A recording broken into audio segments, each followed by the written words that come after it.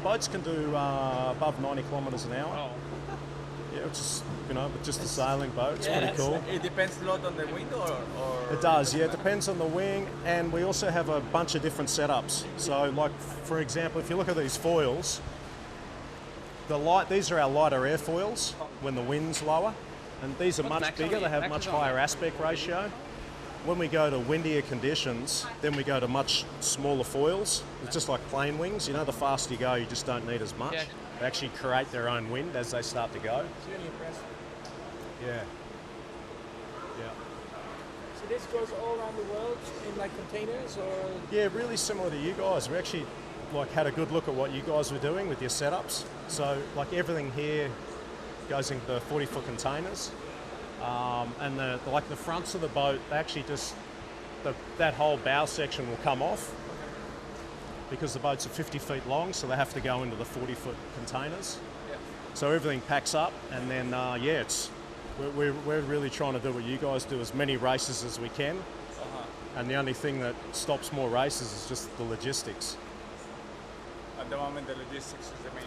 So we have six crew on the boat. And so you guys will be filling the 6th role today.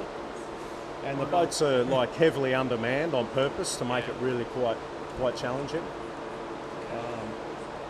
Yeah. So have you guys done much sailing? No? No. Oh, perfect. Oh, great. I think that's great. Yeah, it's probably a good thing. Yeah.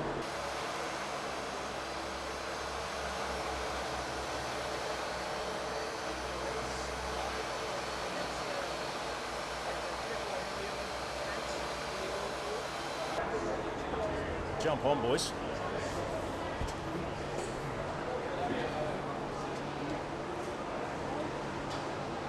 Yes, just jump on board.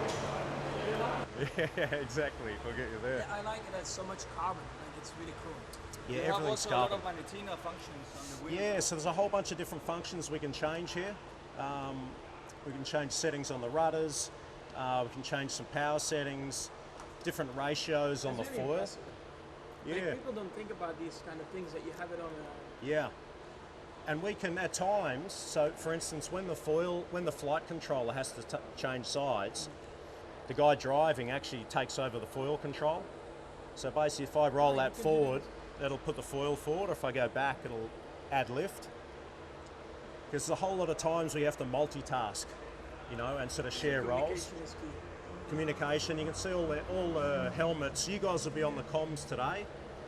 Yeah, and it's quite aggressive, you'll feel it on the boat. When the board fires down, it goes into a lock, and once it hits that, it's really quite an aggressive thing. We can adjust it obviously forward and back to add lift and to maintain the flight control. Yeah, it goes forward and back, and you'll see it can go side to side as well. So yeah, pretty much the whole operation. And with each manoeuvre, you'll see these boards just going up and down.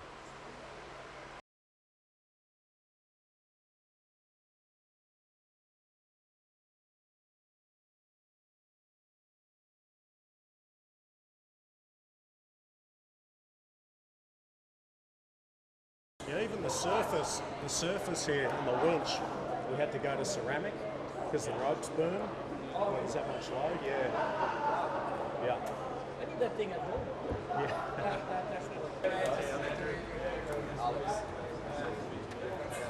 That's yeah, I'll look at it.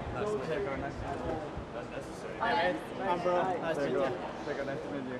Hello. Hey, bro. Nice to meet you. Hi, next. Nice to meet you. Hey, how you going? Cool. Alex. Hello. Hello. Alex. Hello. Well, boys, nice work. We'll just head out. It'd be good to show you guys the data center room, just where we can see all the boats and stuff. So, come on. Also, these are the rudders.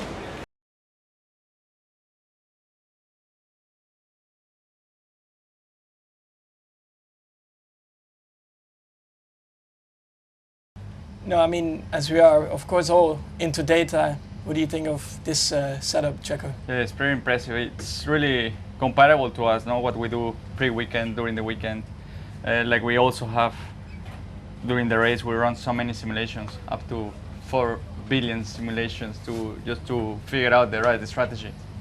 And also, I mean, you see the people on the pit wall, but they are also communicating back to the factory where, of course, we have our like operations room where everyone is sitting down and yeah, and comes down to the with same. Oracle, we've managed to increase that by 25% Wow. during the race. So yeah, as Max says, you know, going back to, we have so many people on track, but there is also another 50 people in a room looking at us live, and it's pretty impressive. Yeah. Quite similar to what you guys do. Yeah. Unfortunately, we are not able to see what other teams do. Yeah, that would be nice sometimes. Yeah.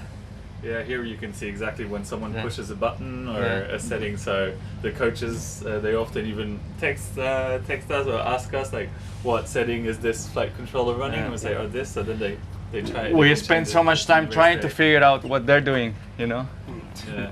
But Here they have it in 5 minutes, or even like faster. Yeah.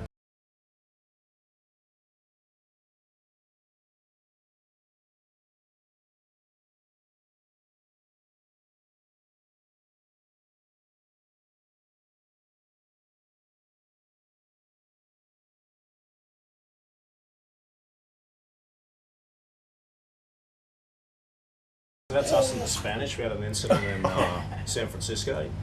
And you see this one here. That's the British hitting the Japanese.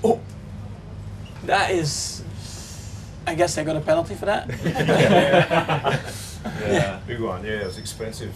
And then like one of our roles is to actually see the maneuvers when you go from one side to the other. That maneuver is pretty crucial. So that's where we kind of come in. Could have been really We nice. calculate like metrics, how fast they turn the boats, and that's where the newer teams can kind of copy what the best teams are doing. And